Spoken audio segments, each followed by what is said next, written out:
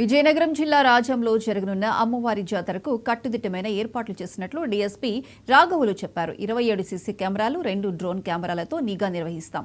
400 మంది పోలీస్ సిబ్బంది జాతరలో సేవలందించనున్నారు. దూర ప్రాంతాల నుంచి వచ్చే భక్తులకు ట్రాఫిక్ సమస్యలు లేకుండా చెక్ పోస్టులు, పార్కింగ్ స్థలాలు ఏర్పాటు చేస్తున్నట్లు డీఎస్పీ తెలిపారు.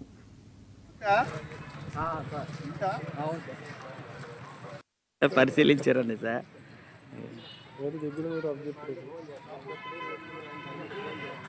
ఈ మార్చి నెల 9, 10, 11, 12 4 రోజుల పాటు ఈ శ్రీ శ్రీ శ్రీ ఈ పోలిపల్లి బయటతల్లి అమ్మవారి ఈ ఉత్సవాలు జరుగుతాయండి. 99వ ఉత్సవాలు. ఈ ఉత్సవాల సందర్భంగా ఈ పోలీసులు ఈ భారీ బందోబస్తు ఏర్పాటు చేస్తూ ఉన్నారు. ముఖ్యంగా ఎస్పీ గారి ఉత్తర్వుల మేరకు ఈ 400 మందితో బందోబస్తు ఏర్పాటు చేయడం జరుగుతుంది. అలాగే మొత్తం సీసీ కెమెరాలు 27 కెమెరాలు ఏర్పాటు చేయడం జరుగుతుంది. ఈ సీసీ కెమెరాల ద్వారా అంతా పర్యవేక్షించి లోపాలను ఎప్పటికప్పుడు సవరించుకుంటూ ముందుకెళ్తాం.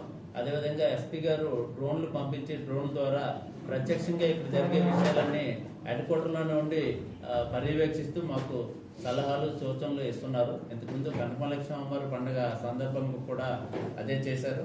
అదేవిధంగా ఈ స్పెషల్ పార్టీలు 4 స్పెషల్ పార్టీలు, అలాగే రోప్ పార్టీలు, అలాగే ఈ పోలీస్ అవుట్ పోస్ట్ ఒకటి ఏర్పాటు చేస్తూ ఉన్నాం టెంపుల్ దగ్గరలోనే. ప్రజలకి అవగాహన కల్పించే విధంగా పోలీస్ అవుట్ పోస్ట్లో ఈ నేరాల గురించి, సైబర్ నేరాల గురించి, ట్రాఫిక్ గురించి, గంజాయి గురించి అవి కూడా ఫ్లెక్సీలు ఏర్పాటు చేయాలని చెప్పి నిర్ణయించుకున్నాం.